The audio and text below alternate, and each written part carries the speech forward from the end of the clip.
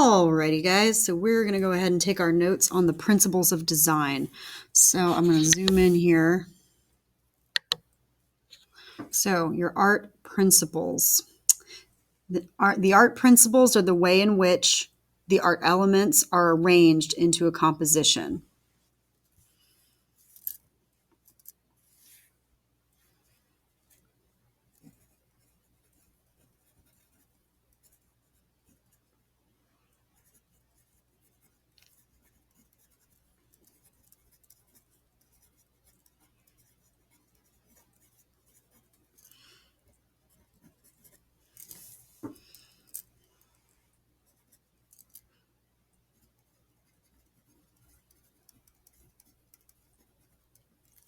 Another way of saying that is how the art elements are organized in an artwork. So composition, what's that? The way an artwork is arranged.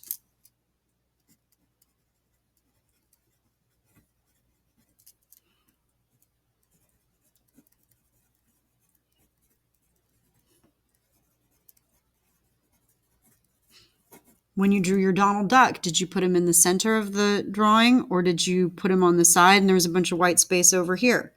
How did you arrange the space versus where there is a Donald Duck? All right, so rule of thirds is one way in which we organize a composition that's a way to ensure balance. So it's how objects are, well, let's just put it this way. It's how the objects in the artwork, the objects of interest, ideally they fall on one of these intersecting lines.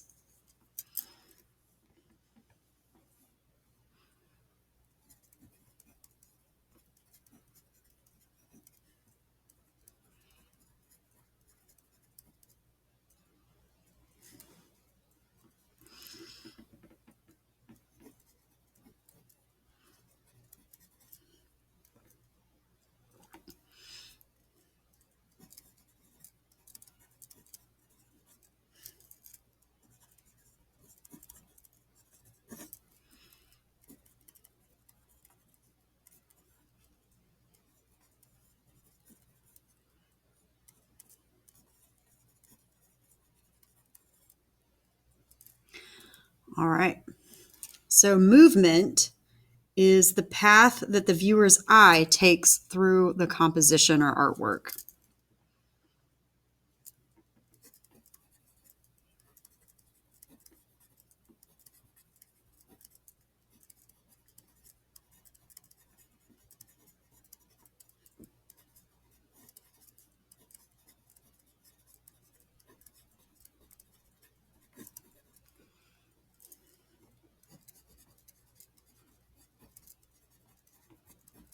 It's generally done through repetition and emphasis that help move the eye through the artwork, or sameness in some cases. So balance, and I do have the little drawings here that represent symmetrical balance versus asymmetrical balance. But balance is the visual weight of that each element is of each element and the way they're distributed within the composition. In order to make that composition feel stable. It's one of the harder things to learn, I feel like, but it's generally intuitive, but you can learn it. So balance, the visual weight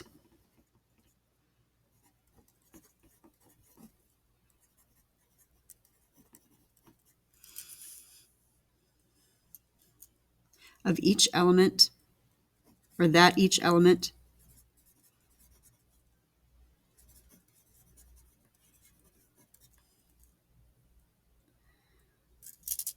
no, let's just say of, because it's really how they interact with each other. It's the hard thing about art. It's all about relationships of these elements and principles. So the visual weight of each element and how they're distributed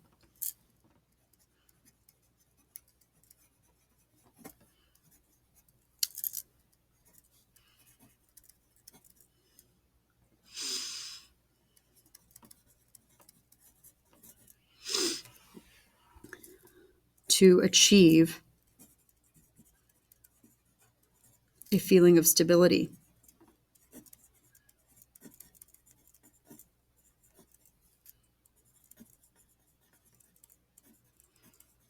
And it's visual stability.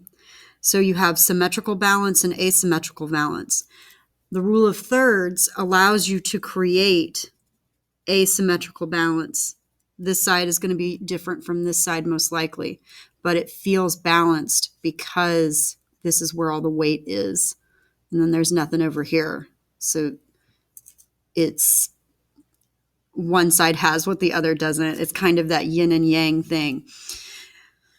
So with symmetrical balance, each side equal, both sides are the same.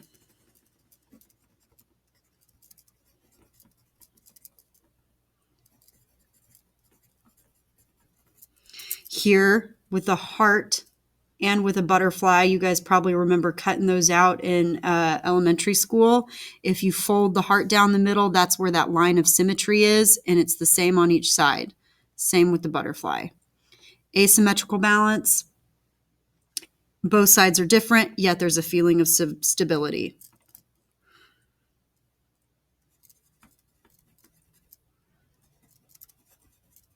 So both sides different and stable. All right. Now we're going to move on to unity and harmony. Unity or harmony, sometimes they're interchangeable. Sometimes you'll get lists of the principles that use the word unity, other times harmony. Unity creates a sense of harmony. But basically, it's using similar or repeated elements to create consistency or sameness within an artwork.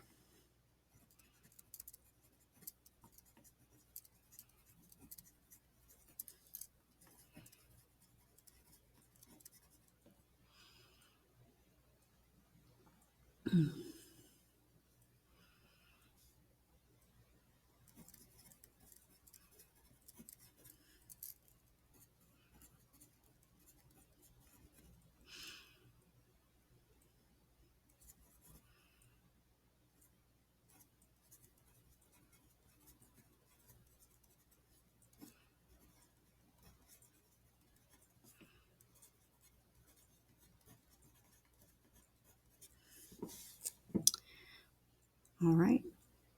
Versus variety. So variety is using difference within elements to create interest or contrast in an artwork.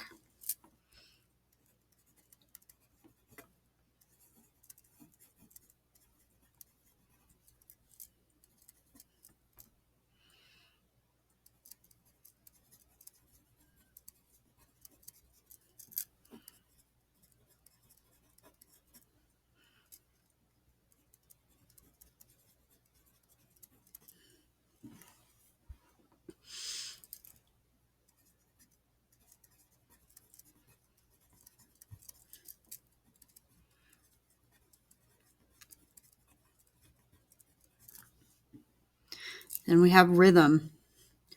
Rhythm is repeating the elements or an element in order to create a feeling of organized movement.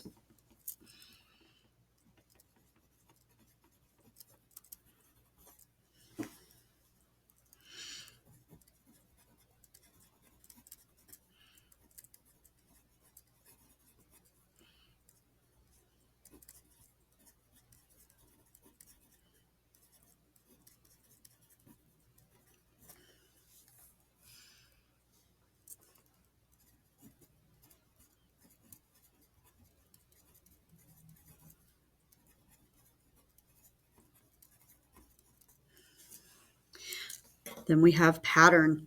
So pattern is a repeated design.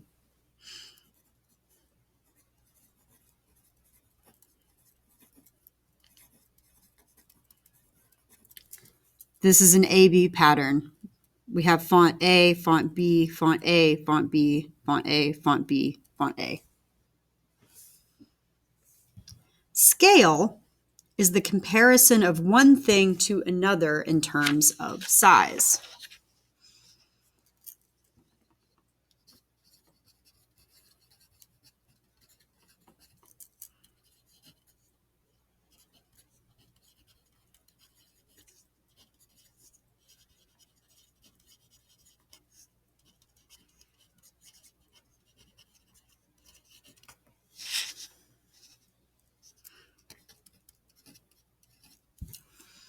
an ant in comparison to a house.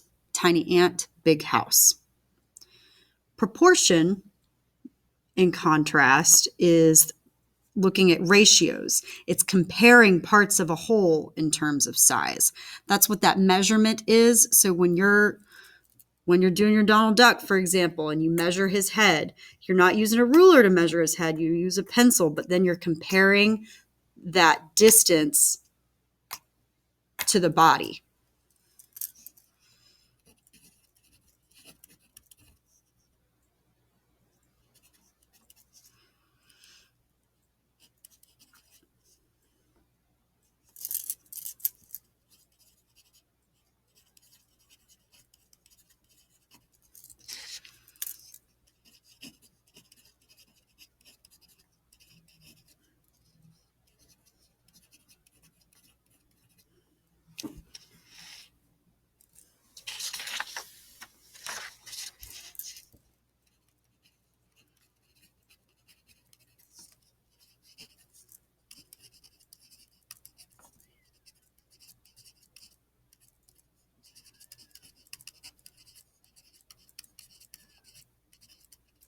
So again, proportion it's a ratio, the comparison of parts of a whole in terms of their relative sizes. In anime, for example, or manga, the eyes are really, really big in comparison to the size of their nose and their mouth. Those are not naturalistic proportions, they are stylized proportions for an emotional or stylistic effect. That is quite popular. So emphasis, where the focus is within an artwork.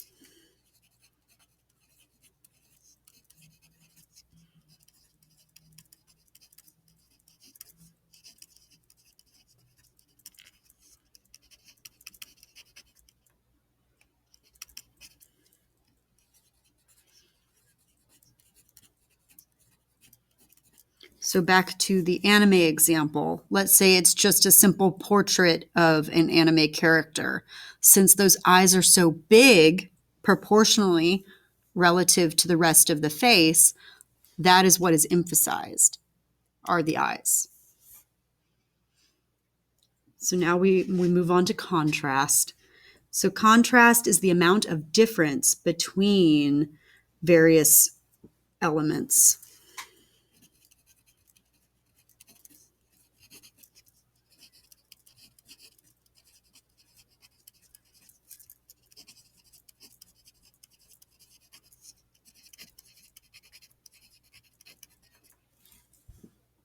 So in terms of value, for example, so value contrast is the amount of difference there is in value or shading.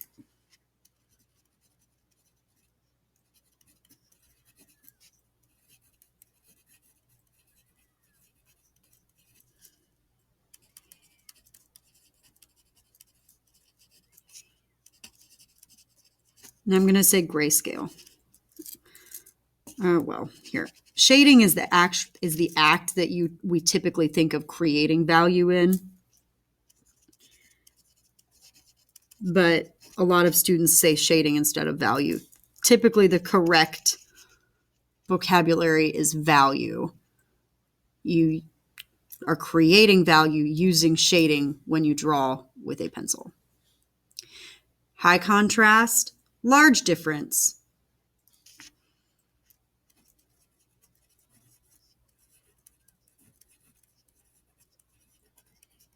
Between black or in your value, i.e. black and white.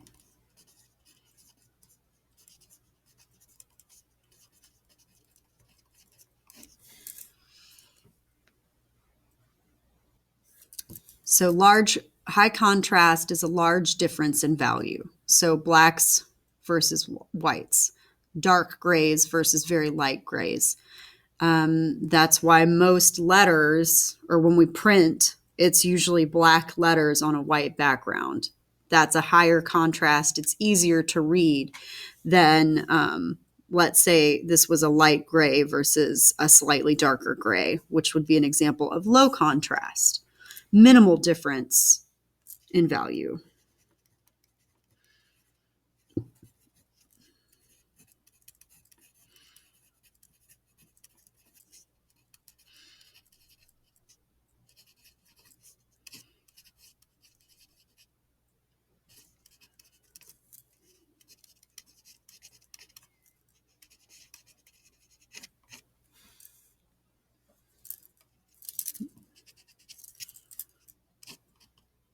Oh my goodness. I'm trying to just say an example. That's what IE means, in example. Then you have juxtaposition, which is combining two or more unlike things or ideas to show contrast.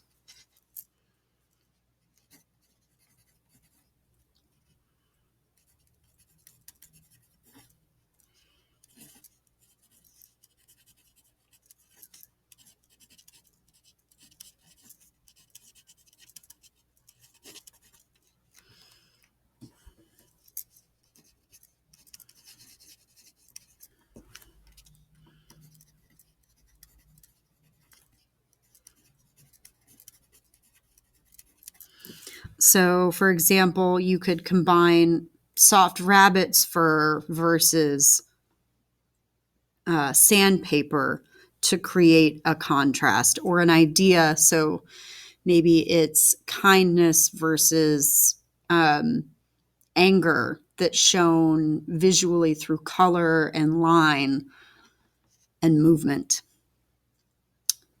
All right. So these are your principles of design, how we put together those ingredients of art.